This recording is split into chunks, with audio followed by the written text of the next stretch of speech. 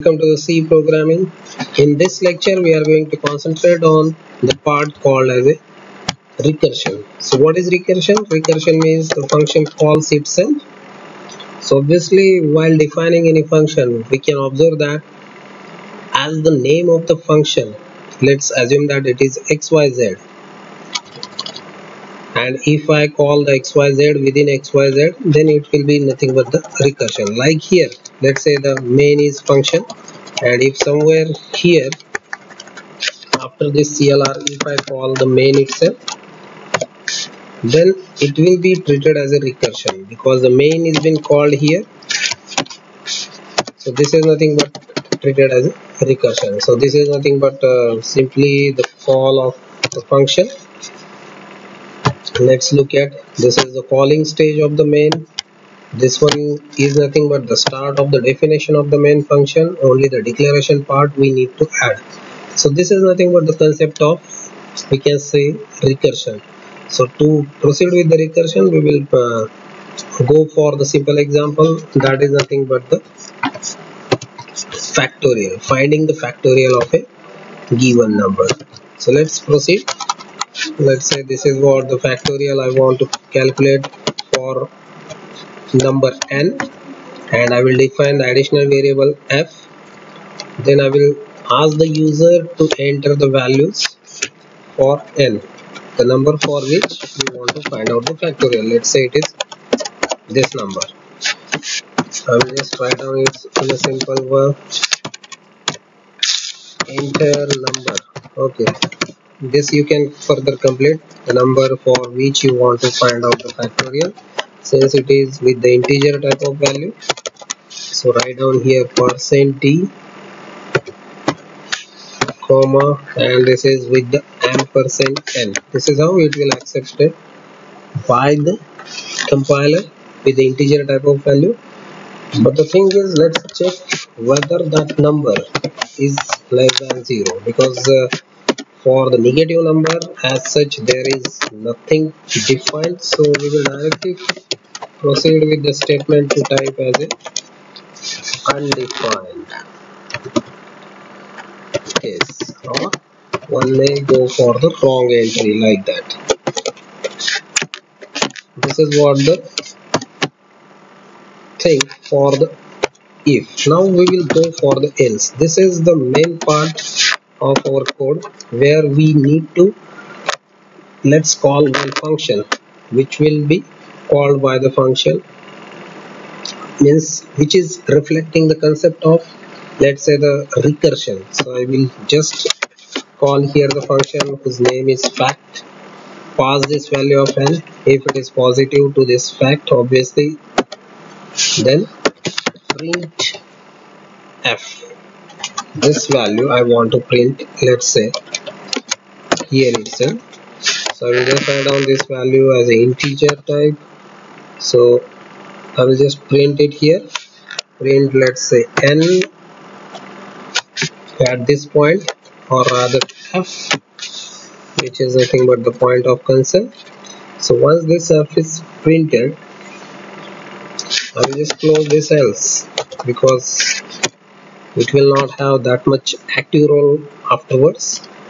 Now here we are closing the main function, but now the definition of fact is to be started. So this is where I will write down the definition for the factorial function, which is just now we called earlier. Now let's proceed for writing the definition for it.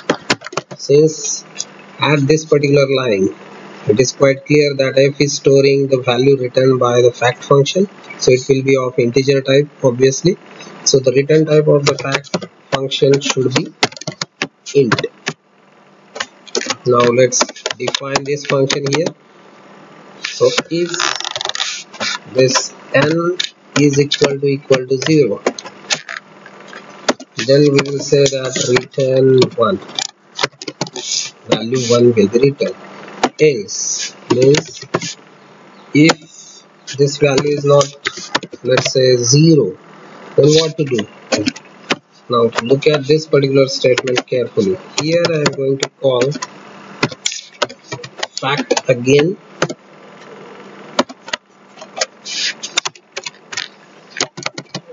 and closing the function fact. Closing the function fact. So this is how we can just observe here the effect of recursion. So for that one I will just mention here the point. Okay, this is where the recursion happened. This fact we can just observe here. Fact is the function which is called by the fact. So if this is the case, recursion is done. So in order to get recursion, this is what the things we are going for. Now let's see here, if the value which is entered by the user is, if it is n equal to 3, then what is happening? If it is n equal to 3, then n equal to 0, this case will be false, and that is how n into means 3 into 3 minus 1, that is 2. Next time 3 into 2 6, so 6 into 2 minus 1, because that value to be passed to the fact function will be decreased by 1. So next time 6 into 2 minus 1, that is 1.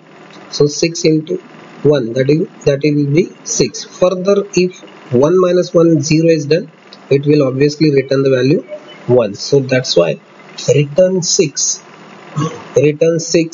will be done, and at the calling function end we will get the value,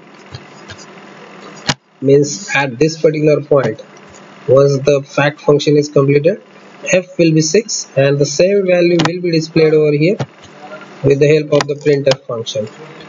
So that is nothing but the overall, we can say, the recursion concept. Let's proceed for the implementation of the same. Here just one thing is remained, that is nothing but the declaration of this particular function. So I will just declare this function, just say the declaration. Let's declare it above the main, that will be acting as a global declaration. Here the inclusion of header file should not be there because we are not going for any string related operations. So let's compile it. One error bracket is expected. Okay, obviously it is of return. So compile it and run it. Let's say the number is 4. Accordingly the result will be 24. So that is all about the factorial. Thank you everyone. Thank you.